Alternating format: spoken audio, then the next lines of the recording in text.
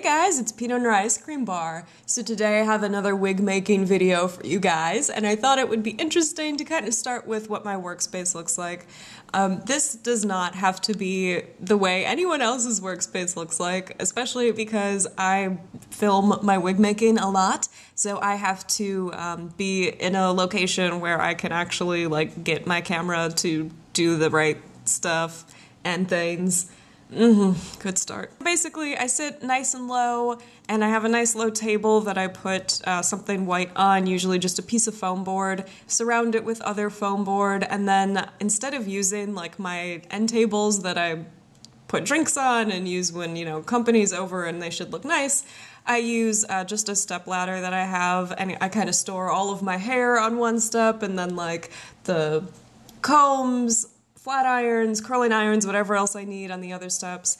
And that way everything can be nice and organized and you don't get stuff flying all over the place looking for things in the middle of your wig making. So I just thought that might be helpful to some of you who are just starting to venture into the wig making process. Before we get started, I just want to say if you guys like this type of video, if you want to see more of this type of video, more kind of tutorial-y sort of stuff, please consider supporting me on Patreon. It actually costs a fair bit of money to purchase and make these alpaca hair wigs, so any help that you can give is greatly appreciated, even if it's only a little tiny bit. Anyway, let's get started.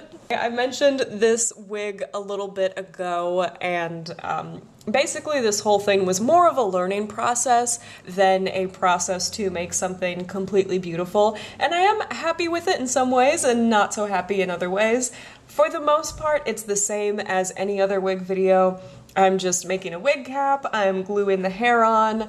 For this one, I obviously have this big mod on this character's head and this zipper thing that sticks up. And I needed the wig cap to fit around that, so I cut it in the hopes that it would still stay nice and solid and firm. Innuendo. Firm. And it did, which is good, but I definitely messed up because this was definitely not cut to be deep enough, so the hair, where the hair would start growing out of the scalp, is sitting way too far back on the doll's head. So that was a big point, a big oopsie doopsie.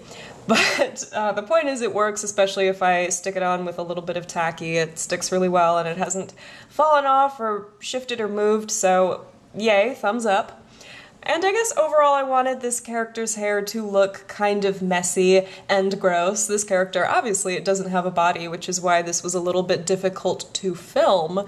There was no way to really lift him up without having something really distracting beneath him, so yeah, that was the struggle. But yes, this character doesn't have a body, so he obviously can't wash his own hair. It's not even really a he anymore, it's just a head on a pair of hands, and the person who is taking care of this little creature is not a person who's haircuts, hairstyles, let's do this, how do we do this? Definitely not that kind of person. Definitely just lets the hair grow out until it becomes a nuisance and then shaves the whole thing.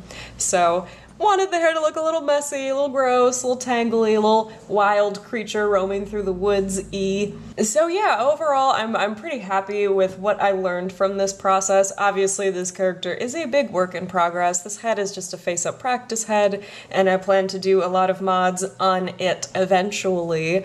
I have not really gotten around to much of that because it is cold outside right now, cold and snowy, so there's no way I can seal things, so there's not really a way I can paint stuff, so his hands don't match, and I didn't try very hard on his mod, and blah blah blah, so on and so forth. But that is pretty much the whole process.